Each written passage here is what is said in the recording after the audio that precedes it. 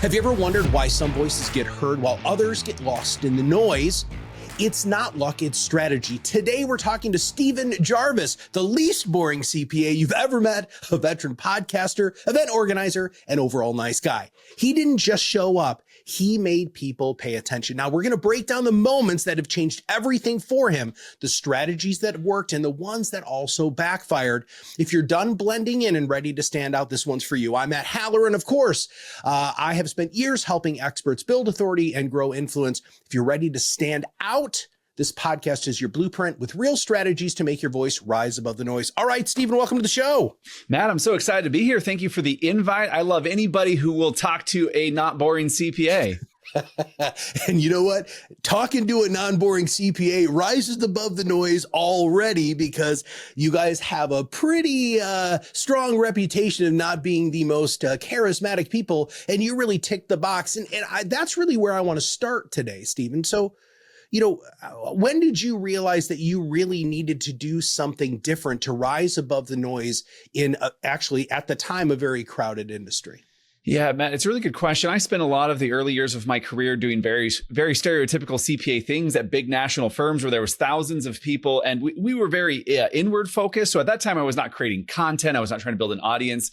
But even in that world, I knew that kind of my options were try to work more hours than everyone else. That was one way to stand out as a CPA, or find some way to resonate, to stand out in a positive way that would garner the attention of the people who are going to impact my career in a way that they wanted to remember who I was. And ultimately, I decided to take this entrepreneur route that I've enjoyed much more and have shifted into more of the content things we're going to talk about. But really, the foundation of it even came in that big firm environment where it's like, there's thousands of people who look and sound just like me.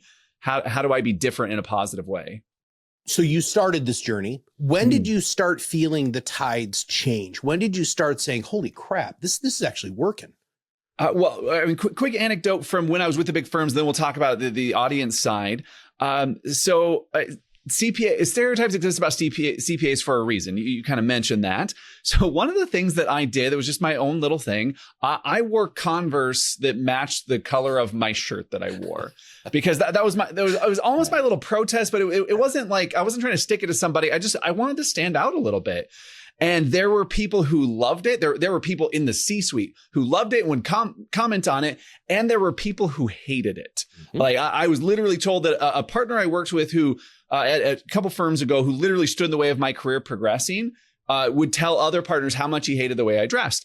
And it was this moment for me as I transitioned into creating content. I think back on that of, hey, if you want to rise above the noise, if you want to stand out and be different, you've got to accept that there are going to be people who love it.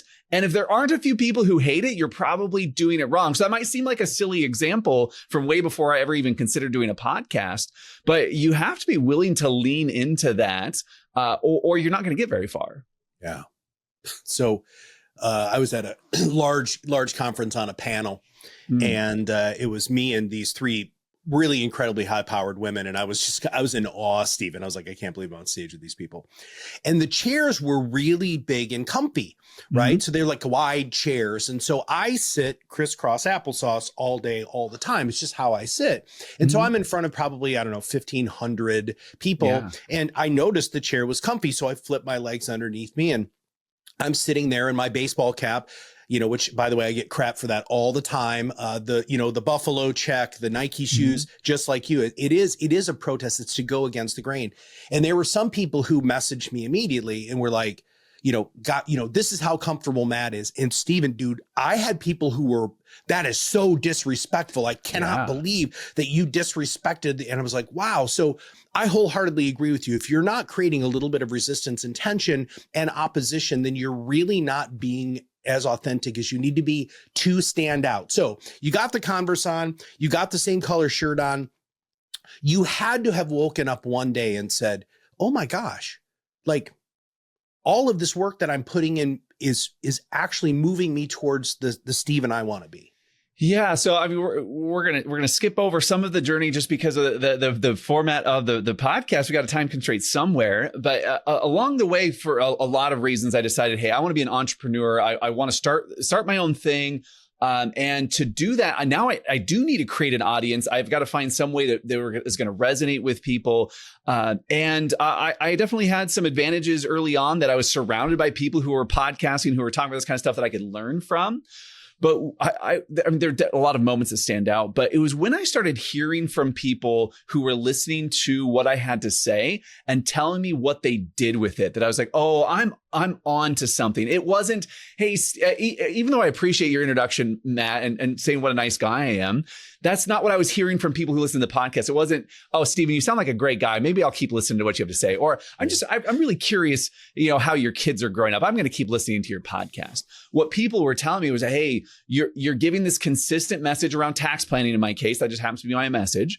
And it allows me to do something with it in my day-to-day life. Mm-hmm. And so that's what I started hearing. That's what I was really leaning into when I was hearing that feedback of, people, we all want to know what we can do different. And as I really lean into that, and it is tough on a topic like taxes, because naturally people gravitate towards the super complicated, the really sexy, the really flashy things. And I almost never talk about those things. And I'm sure my impressions are lower or whatever. You could look at some of the vanity metrics and I could probably spike those real fast if I leaned into some of that nonsense. But that wouldn't be as impactful for me. It certainly wouldn't be as impactful for my business, because I get a lot of the flash and none of the long-term impact. Yeah. Well, let's talk about how this has helped you with the business. Yeah. So do you feel like you have notoriety now? Are you going to conferences and people saying, holy crap, dude, I listened to your show. Oh my God, that's Steven Jarvis. Does that stuff happen to you? Yeah, Matt, I'm laughing as you say that, because it's still weird to me that stuff happens. Like it's still very surreal. Like and yes, it happens. It happens all the time. I'm scheduled to be at 20 different events this year. And I get messages from people, Steven, I'm so excited that you're going to be there. I've followed you for years. I can't wait to meet you in person. I was at FinCon, which is a great conference for financial content creators. This is 2 years ago now, that I'm sitting at the back of a room and the presenter is talking in vague terms about, oh, there's this guy I follow on LinkedIn. I just copy all of his stuff because he seems to do really well. And I think, man, I need to find out who that guy is. Somebody later asked the question and the presenter says, well, he's actually in the back of the room. It's Steven Jarvis. You need to all follow him. And I'm like, well, what is going on? And then the very next, I'm sitting in the same seat. It's the next session. New people have come in. Guy in front of me turns around and says, what was your name? So I tell him, he's like, oh, that's why your voice sounds familiar. I listen to your podcast every week. So he's not even, when he listens to the podcast, it's not even, oh, this is Steven Jarvis. He's taking to heart the things I'm saying, and it's my voice that stood out to him. Yeah. I remember the first time that happened to me. I was just sitting there talking to somebody at a conference, and somebody like whipped around and was doing one of those numbers. And so how do you deal with that? We don't normally talk about that. So we have something called the influence continuum here at ProudMouth. Mm-hmm. When you're starting off with your content creation career, you're an apprentice, right? You're just trying to do whatever you can to get your footing. And you did that, right, at the big firms. And then you move from there to an expert where you're sharing your expertise. Then you move up to authority, where people start talking about your expertise, then into celebrity, which is where not only are people talking about your expertise and who you are and what you do, but they're also doing a lot of the selling for you. And I found that a lot of people vacillate back and forth between authority and celebrity, and you have those celebrity moments, right? What do you do with that? I mean, how do you sit with that? What do you say? I think that'd be great advice for our audience who are trying to get to where you are today. That's a great question, Matt. I'm sure the first couple of times I didn't handle it well at all. I'm not sure if I do now, because the first couple of times I'm sure I laughed, because I have to tell my kids all the time, laughter is that's my outward reaction to every emotion. Doesn't matter what happened. You could probably tell me somebody unexpectedly died, and my first reaction would be to laugh, because that is just my natural reaction to everything. So as people are like, oh my gosh, you're Steven Jarvis. I'm like, what? Is there another Steven Jarvis I don't know about? Like, why are you reacting this way? Like, I talk about taxes. I have a podcast. Like, you shouldn't be reacting this way. But then when you take a step back and think about it, it's like, no, that's an acceptable reaction, because I'm one of the few people on this topic in this industry who talk about this in an engaging and action-oriented way. So it is a justified response. And so I try to remember that. The joke in our house is that I'm tax famous. I know I'm not Taylor Swift, but in this little sliver of the world, when you look at tax planning for financial planners, most advisors could maybe name 2 or 3 names, maybe 5. There's 5 names I could come up with of, hey, people who are somewhat well known on this topic of tax. And the other 4 have all been in the industry for a long time. Yeah. I've only been focused on this industry for 4 years, this industry being financial planning. And so the fact that I've been able to rise to the top of that, and some of those other people on that short list, they call me for insight now, which that's mind blowing to me. That's kind of the overlap of celebrity and authority, where someone else on that list in my mind is calling me and saying, hey, Steven, I need your insight on how I should think about this. This happened just a couple of weeks ago. Somebody with 4 decades of experience calls me. And just a couple of years ago, I was sitting in his sessions thinking, oh my gosh, I can't believe I'm meeting this person. Yeah. And so now when it happens now, I try to be really grateful. I try to stay as humble as I can, to say, if you're the one coming up to me like, hey, Matt, I just really appreciate that you listen to my stuff. I try to also give them a lot of credit and remind them that, hey, I might have good ideas, but all the hard work is yours. So congratulations on the success you're having. And I do genuinely mean that. It also helps build my brand and audience even further, because then somebody's had a great experience with me. They're willing to go talk about it. An example that's happening literally right now as we're recording this podcast. An advisor who has a podcast who invited me to come on and talk about taxes. So we connected over that. Then yesterday he posted on LinkedIn and said, hey, who wants to come to Steven's event with me? I'm kind of on the fence, but I think this could be really good. And so he posted on LinkedIn. And so I put in the comments and I just said, hey, the forcing mechanism here is just to sign up for the event and figure out the details later. That's what I know that's self-serving, but that's what I do with races and other things that I do. So then he posted today with a screenshot of his confirmation and said, hey, I'm going to this event. Who wants to come with me? And so things like that, that's from the business side, especially. That's why I try to just lean into, hey, Matt, so glad that you'd come up. Glad that you're getting value out of my podcast. Is there any topics you'd love to hear me talk about? And then just that reminder of, you know what, at the end of the day, the hard work is yours. I'm just here with ideas. Yeah. Tax famous. I absolutely love that. A friend of mine was at a conference and she had brought her kids, and they're young, and they were like, Mommy, why do all these people know you? And she said, well, I'm kind of famous in financial services, right? And so I think that is such a powerful takeaway for the audience already, just a few minutes into the show, that your ultimate goal, unless you want to be Taylor Swift or Beyonce or whoever, right? That's fine. That's a little bit different of a path, but a lot of them started with a niche anyway, right? Taylor started with a niche hardcore country music, songwriter, performer, and then now she's, the largest rock star in the world. But you are tax famous, and that on the influence continuum squarely puts you into that celebrity status, right? And so why do you think other CPAs, other experts like you don't go on this journey? I mean, the easy answer is that it's really hard. I mean, I always think back to if willpower were enough, we'd all be billionaires with 6-packs. This isn't just, am I a motivated person? Am I a driven person? Because CPAs, if you look at the data, they work really, really hard. Most of them are grinding out tons and tons of hours doing thankless work at times. And so it's not that they can't do it. It's a different muscle to exercise. And there's definitely been times where it's like, geez, what am I doing here? Like this feels like I'm talking into the void. Like, does anybody care? You see download numbers, but you forget that those are real people, which is why I like getting to events and meeting the real people. Another thing that comes to mind is that it is a long journey, and it's easy to get distracted. And so I would love your thoughts on that, Matt. And I'm sure it's something you talk to people about all the time, is I literally have to have this kind of conversation with myself. Sometimes it's out loud with myself of, hey, what got me here is what I've got to stay focused on. Not that I'm not learning and improving, but it can be easy when you have a podcast or a LinkedIn post or a presentation that really pops on a specific topic. And it's like, ooh, shiny object. Let me see if I can capitalize on that. And usually if I try to do that, if I try to get too far off on a tangent, all of the rest of my metrics kind of start to tail off. And every time I'm like, oh, I got away from why people showed up to begin with. And it can, if you looked at all my content for the last year, you'd probably see like a dozen, maybe 20 different themes that are just on repeat in slightly different ways.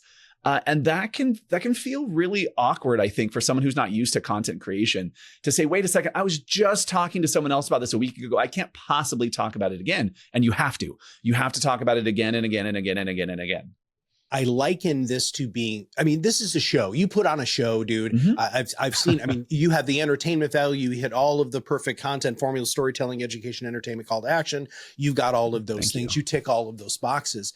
But one of the things that I have a bunch of friends of mine who are professional touring musicians, right? Whether they're Broadway people or whether they're, rock people, punk rock people or whatever.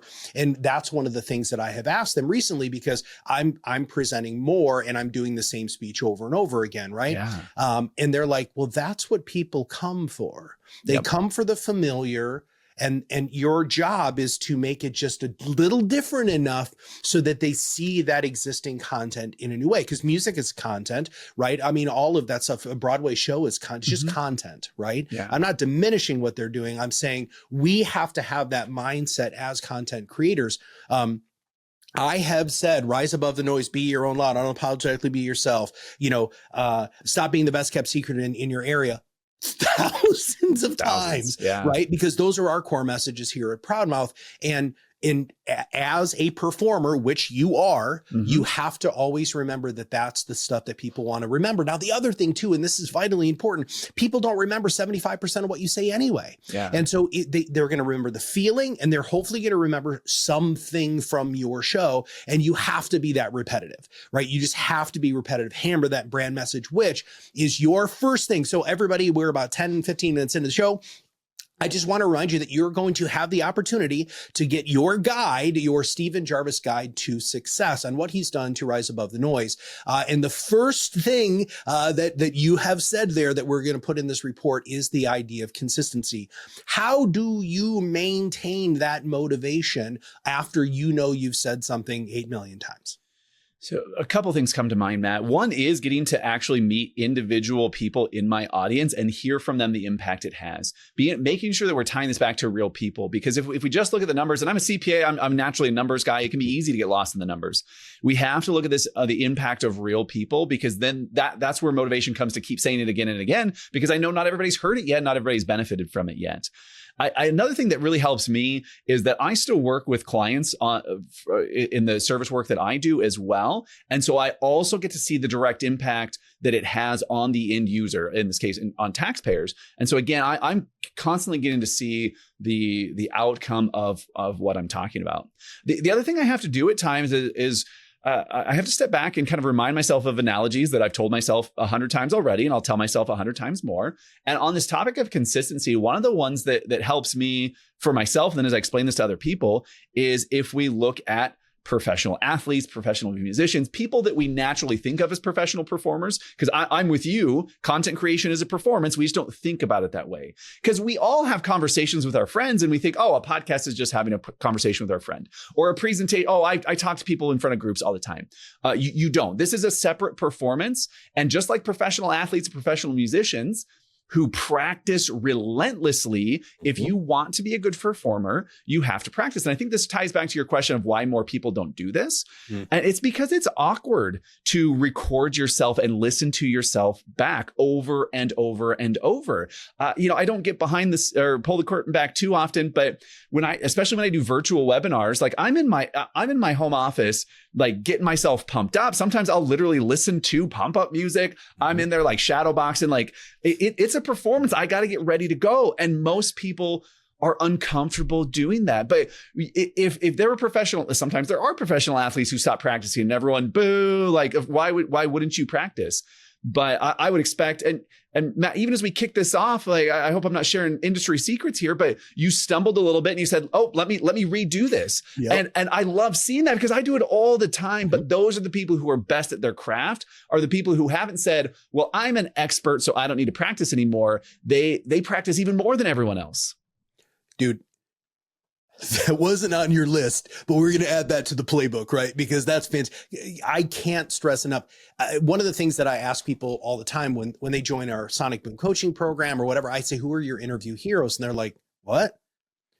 How are you planning on interviewing people and not having somebody that you want to emulate? I mean, you look at the greatest basketball players of all time. Yeah. They have their heroes. And I love the fact that you brought up the fact that they practice. Dude, before this, I'm doing the same thing. I have an exercise bike over here. Yep. I've got a place where I plank for a few minutes to really warm up my core so that I'm making sure my diaphragm is strong. I'm bouncing around. I reviewed all of our notes, right? I mean, I have a plan for every single solitary show because you can't half-ass this. If you do, your audience is going to feel it. If you just show up and talk, nobody cares. If you show up and you're ready to have a show, man, and engage the listeners and make them really feel that you're doing this for them, that's what makes for great musicians. That's what makes for great athletes. That's what makes great performers, is the ability to make that connection. And dude, I think you have that in spades. And that is one of the main reasons why, which is perfect for your playbook. Now,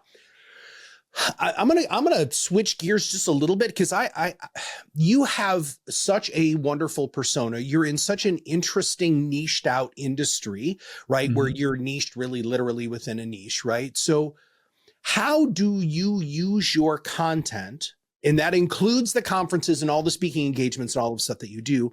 How do you get them from the rented audience, that social, the audience literally when you're on stage, all the social media followers that you have, how do you get them into the prospect pipeline? Yeah, it's a great question. And I think part of it ties back to this consistency. For me, part of that consistency is being relentlessly action oriented, because if all I do is talk about interesting facts on taxes, you can find interesting facts on taxes anywhere. But if I relentlessly show financial advisors specifically how they can put this stuff in practice with their clients, and the ways they can say this, how you can explain this in crayon, all of those kinds of things, then they want to keep coming back to me. Because Matt, you might be the exception, but in my experience, most people aren't sitting around on a Thursday thinking, you know what, I need some more tax trivia in my life. And so if all I can offer is interesting information on taxes, that's not how people are going to stay in my world. And so, from the business side of it, yes, I'm very intentional with email capture lead magnets, where I say, hey, here's a thing that you can have. And when I first started doing all this, Matt, I think I tried a little too hard to be cute about it and kind of trick people into, hey, give me your email address. And then they would almost be surprised when I started bombarding them with emails. So I tried to scale back the number of emails I sent. And now I'm just super honest with people. Hey, this is free, except I'm going to ask for your email address. And oh, by the way, I'm going to send you a weekly email of relevant tax stuff. And every Friday morning, they get an email that, again, is focused on some kind of interesting tax information with some kind of action they can take. And there are absolutely people who unsubscribe because that's how this stuff works. But it's a very small percentage. And that list keeps growing and growing and growing. And as fun as a podcast is, as fun as getting up on stage is, at the end of the day, I mean, email marketing still helps drive business. Yeah. So I do all the sales here at ProudMouth, and at the end of my sales call, I have a little speech that I give, which is, I'm a competent salesperson, which means I'm going to follow up with you until you say yes or no. And everybody just laughs about it. I'm like, look, I'm just setting expectations because you're going to hear from me. I'm here to close the business. And I always say, are you okay with that? Yeah, I'm in sales too. All right. Just because I am going to do it. I love when people set those clear expectations. And when you are cagey about it, Steven, that's where people do get that bad taste in their mouth. Just be upfront and honest. One of the other points that you had talked about when we did our pre-record call and what you had submitted is something I want to make sure that we really talk about. I don't want to miss this, which is something about being action oriented, right? So you said that it's easy to, get distracted with things that are shiny objects, or maybe one thing that's performing better than the other, but you have kind of a reset button and an ability to make sure that what you're creating is actually what people want. You mind talking a little bit about that? Yeah, we'll kind of tie this back into how I've ended up where I'm at, because I think a really weird moment for me was the first time somebody paid me to come speak. Like I went from being a CPA in a big national firm where like you felt honored that they would let you volunteer your time to speak at an internal conference. It's like, oh, look at me, like, hooray, it's Christmas. And so it was kind of a weird, it was a couple of years ago now, but the first time somebody said, hey, we want you to come speak. And I said, great, my fee is X. And they said, yeah, absolutely. That was a weird moment to begin with. But then as I'm approaching this first time I'm being paid to speak, I'm trying to get my head around how do I make sure this is a valuable experience for the people in the audience? Because I've been hired to perform a service. I want to grow my audience. I want to be able to lead, capture all those things. But at the end of the day, I was paid to come and deliver this presentation. And so what I'll tell people all the time, and it's genuinely how I feel about it, especially if I'm speaking on someone else's platform, I want my presentation to deliver value in a way that if nobody remembers my name, they're still glad they showed up. And the best way I've found to do that is to give people clear action they can take. Because you might sit through my presentation and laugh at all of my accounting jokes and think, hey, that was the least boring CPA I ever met. But where you're going to come up to me at a conference and say, Steven, I'm so glad I listened to all of your content. And I know this because this is what people are telling me. It's when you took what I said, you did it with a client and you saw the gratitude from that client. That's when it makes a lasting impact. And so if I take everything that I do and I make it really clear Matt, here's how you're going to take action. Here's how you're going to identify clients this is applicable to. Here's how you're going to delegate this to a team member. Here's where this needs to go on your calendar. I try to make it as simple as possible. And that's where it really resonates. And that's where I keep getting invited back to do more things and on bigger stages and all of that. It's because everyone leaves with this page of notes of not, hey, here's the IRC that Steven quoted, or here's his pontification about what the new administration is going to do on tax law changes this year. It's, oh, here's 3 clients I can go back to my office and make a difference on today. Yeah. I absolutely love that. There's a keynote speaker that came to a conference when I was working with the Carson Group before it was called the Carson Group. And his name's Mark Sharonbrock, and he's got a speech called Nice Bike. And it's all about him riding on Harleys and how that statement is like a connection point, right? Dude, he said the words nice bike like 50 times in a 45-minute presentation, because that's all he wanted you to remember. Right now, when I'm speaking, much like you, I always have 3 to 5 points. Like that's my whole thing. I want people to write these things down, these 3 to 5 things, and take action on it the minute I'm done speaking. Right now, in some situations, yours is a little bit more complex. Mine is, basically, reach out to your A client, blah, blah, blah, whatever it's going to be. But I'm glad that our psychosis and neurosis when it comes to performing is entirely in line, because that's really what people want. And you also said something that I learned just a little while ago, which is when somebody pays you to speak, that's the product. And so anything that comes outside of you delivering that product really is gravy, but you really have to deliver that product specifically. Okay. The people who are listening to the show are not just financial advisors. Our audience is starting to get a lot more robust. We're looking at experts who are trying to stop being the best kept secret in their area. And of course, as the podcast is named, to rise above the noise so that they get heard. Yeah. If you just stepped out of the world that you have created for yourself, and we're just broadly talking to entrepreneurs, what is one critical piece of advice that you would say, if you do this within your niche to potentially become celebrity famous within your niche, this is the thing I would like you to do? It's a really good question, Matt. I'm trying to give it the thoughtfulness it deserves. Because if I had to tell people one thing to focus on as they're creating content, I think it has to be authenticity, Matt. I think it has to be coming back to sharing what works because of the firsthand experience that you have. I talk about taxes, that's what I work on, whatever the topic might be. If you are speaking from a place of, and by authenticity, I mean, this is something you've experienced yourself. This is something you've done with a client yourself. It's something you've done in your business yourself. Because the internet is this weird and wonderful place at times, but it gives a platform to say and get engagement on just about anything. And there's a danger to that, because if I decide tomorrow, hey, instead of talking about taxes, I want to talk about base jumping. Because I've watched some videos on, I've never base jumped myself. I've watched some videos on it. I think it's pretty cool and exciting. So great. I think Red Bull could sponsor me someday. So I'm going to talk about base jumping. Maybe I get real lucky and my first video or two or my first podcast get some kind of reaction because it's this crazy, exciting topic. But really quickly, I'm going to run out of things to say. Really quickly, my audience is going to realize that I'm full of it and I'm just making stuff up and hoping that something hits. Whereas if I focus on things that I have done in my own experience, then it's probably going to be a slower start.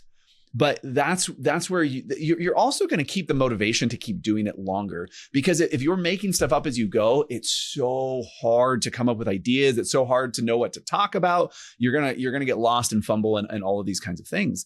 But if I come to a podcast and I'm just here to talk about what I do. I mean, even coming on this podcast today, I mean, we had a pre-record call to make sure that I was ready and knew what to expect. But at the end of the day, you asked me to come and talk about my experience. And so I'm not nervous to have this conversation. I didn't know what you were going to ask me, but I know that you want my honest answer. So I don't need to be nervous about this. All I've got to do is tell you what I've experienced.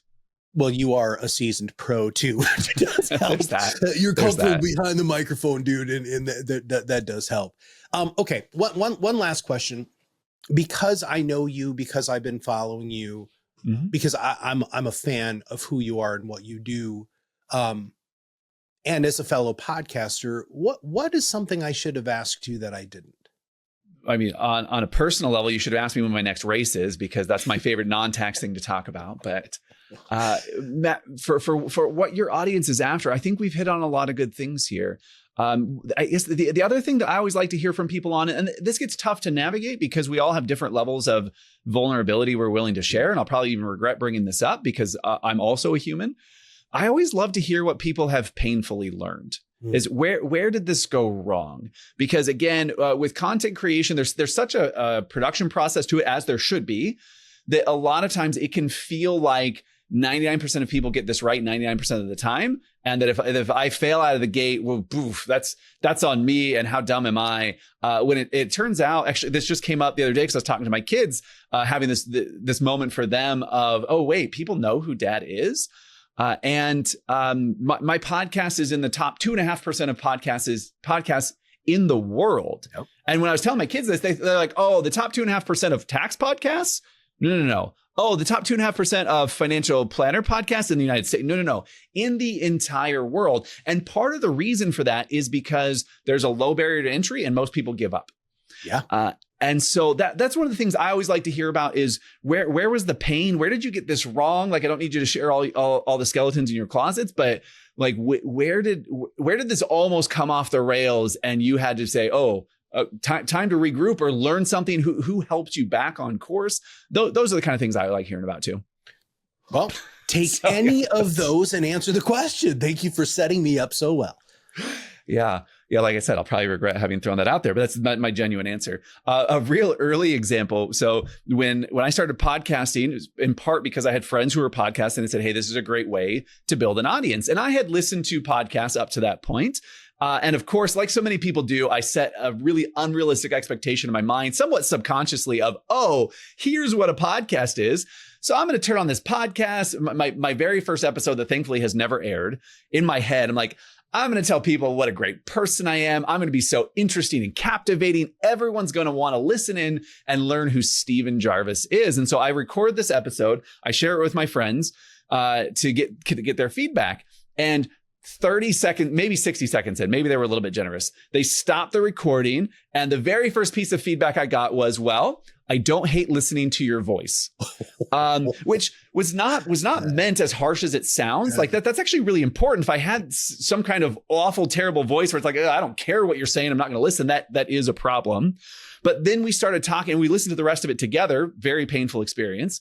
But the point was, hey, there's already too many interesting people. We use sarcastic air quotes there. There are already too many people trying to get by on being interesting of who they are.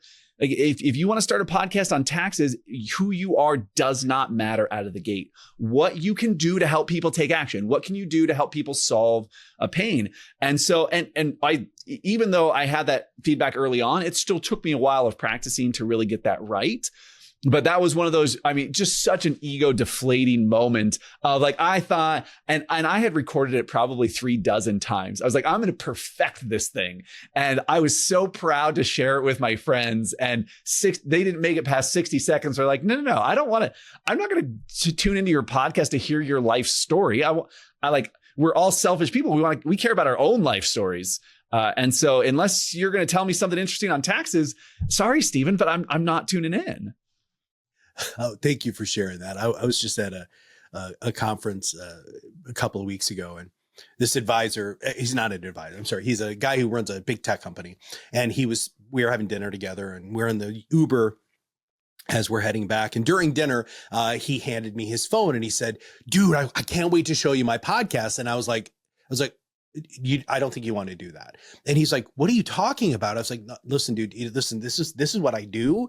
And like, are you okay if I'm going to give you, I totally want the feedback. Absolutely. 30 seconds in. Yeah. I said, you got to stop this. And he's like, I haven't even started talking yet. And I was like, well, no, you did. You talked enough. It's like, your microphone's terrible. Yeah. And he's like, it was over modulating. It sounded like he was like chewing on the microphone. You could hear his lips move. I was like, oh my God, this is driving me crazy. And so we're in the Uber back, and I was sitting a couple of rows ahead of him. We're in a large SUV thing or something. I might've been in the front seat, and I looking in the mirror, and he elbows the guy and he goes, so I asked Matt about my podcast, and the guy was like, well, you shouldn't have done that, did you? And he's like, dude, and he was like, dude, he's the podcasting guy. Like, you just asked the guy about your show. He's like, yeah, he couldn't get 30 seconds in. He goes, what was it? The microphone? And I have a smile from ear to ear. Yeah. But here's the thing. Now, it stings sometimes, much like what happened to you.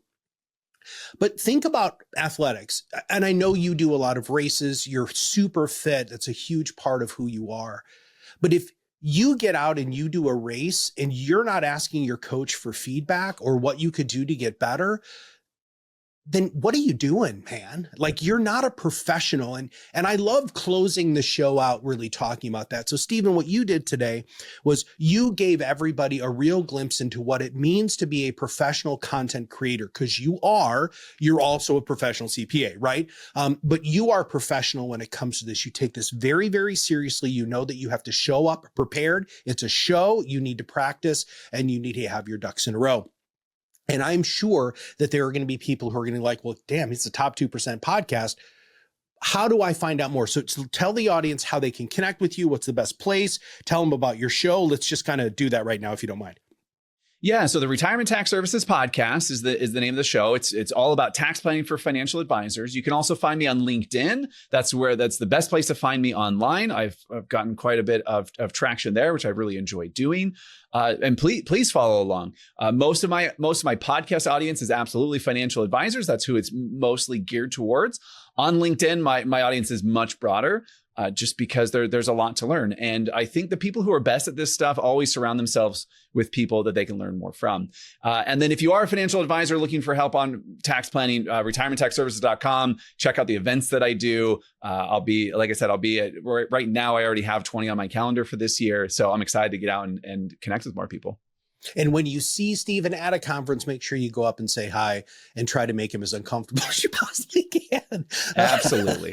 I'm just kidding. All right, everybody, that's a wrap for this episode of Rise Above the Noise. If this conversation gave you something to think about, share it with somebody who'd appreciate it, and make sure that you subscribe and give us a quick rating, and so that you don't miss what's next. For more insights on exclusive content, head to the Steven Jarvis playbook link.